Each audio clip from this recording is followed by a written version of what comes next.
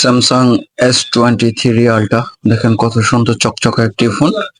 তো এই ফোনটার ডিসপ্লেটা নষ্ট হয়ে গেছে, তো আমি এখন এটার ডিসপ্লেটি চেঞ্জ করব। দেখেন ব্যাক গ্লাসটা সুন্দর করে খুব কেয়ারলি খুলে নিচ্ছি, কারণ এই ব্যাক গ্লাসটা 100% অরিজিনাল। এর আগে এই ফোনটা খোলা হয় নাই, চেঞ্জ করা হয় নাই। তো যদিও এই ব্যাক গ্লাস গুলো অরিজিনাল পাওয়া যায়, তারপরও খুব কেয়ারলি খুলে নিচ্ছি। এই যে দেখেন, আর খুব সুন্দর করে স্প্রে করে খুলে নিয়েছি, যেহেতু না ভাঙে সেই দিকে লক্ষ্য রাখছি। তো দেখেন, আমি এটার ফ্রেম সহ যে ইউকে ডিসপ্লে পাওয়া যায় 100% অরিজিনাল ডিসপ্লে গুলা, ওগুলাই এখন এটার মধ্যে আমি লাগাবো। তো এটার S23 আলট্রার এই ডিসপ্লেটা খুব এক্সপেন্সিভ। তো এটার মধ্যে আরেকটা ডিসপ্লে আছে উইথাউট ফ্রেম, যেটাতে ফ্রেম ছাড়া ডিসপ্লে, ওই ডিসপ্লেটাও পাওয়া যায় অ্যাভেলেবেল। আর এটা S23 আলট্রার মধ্যে ওই উইথাউট ফ্রেম ডিসপ্লেটাই অ্যাভেলেবেল। তো ফ্রেমওয়ালা অ্যাভেলেবেল না, আর ফ্রেমওয়ালা খুব এক্সপেন্সিভ, সেজন্য সচরাচর সবাই লাগায়ও না। তো আমি এখন ফ্রেমওয়ালাই লাগাবো, কারণ এত দামি ডিসপ্লের মধ্যে ফ্রেমওয়ালা ডিসপ্লে বেটার। যে ফ্রেমওয়ালা ডিসপ্লে লাগাবো ওটাই সবচেয়ে ভালো হবে।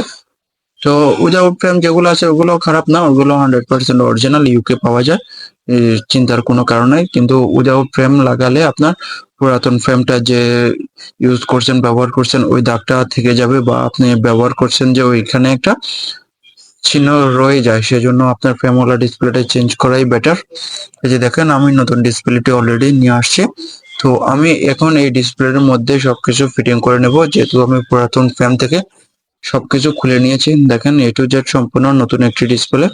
তো আমি এটার মধ্যে এটা এক এক করে সবকিছু এখন ফিটিং করে নেব।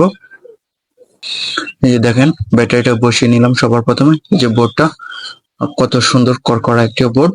ক্যামেরাগুলো আমি বসিয়ে নেব খুব কেয়ারলি, যেহেতু লেন্স গুলা ময়লা না পড়ে, দাগ না পড়ে, সেদিকে লক্ষ্য রাখবো খুব ভালো করে। কারণ এই যে লেন্স গুলো আছে, এই লেন্স গুলাতে যদি ময়লা বা দাগ পড়ে যায়, হাতের চাপ পড়ে যায়, এগুলা উঠানো খুব ক্রিটিক্যাল, আর উঠে না বললেই চলে।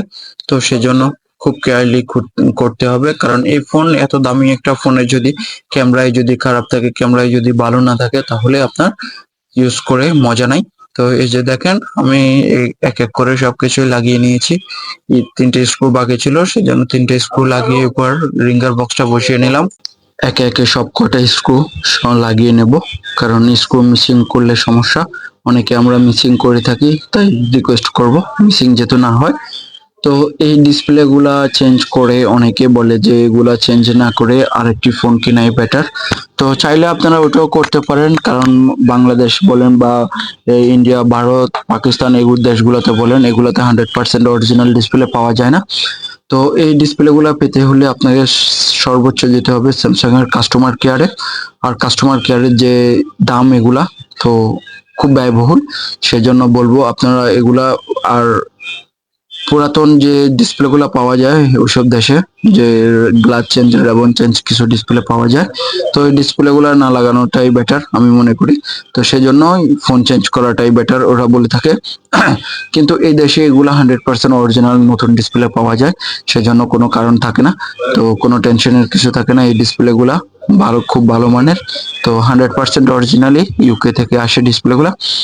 এই যে দেখেন, আমি ফিটিং করে নিয়েছি, হয়ে গেল আমার স্যামসাং S23 আলট্রার ডিসপ্লে চেঞ্জ করা। আমি রাবার গুলা পেঁচিয়ে নিয়েছি, এবার ভালো করে মুছে নেব, মুছে আগে রেখে দেব।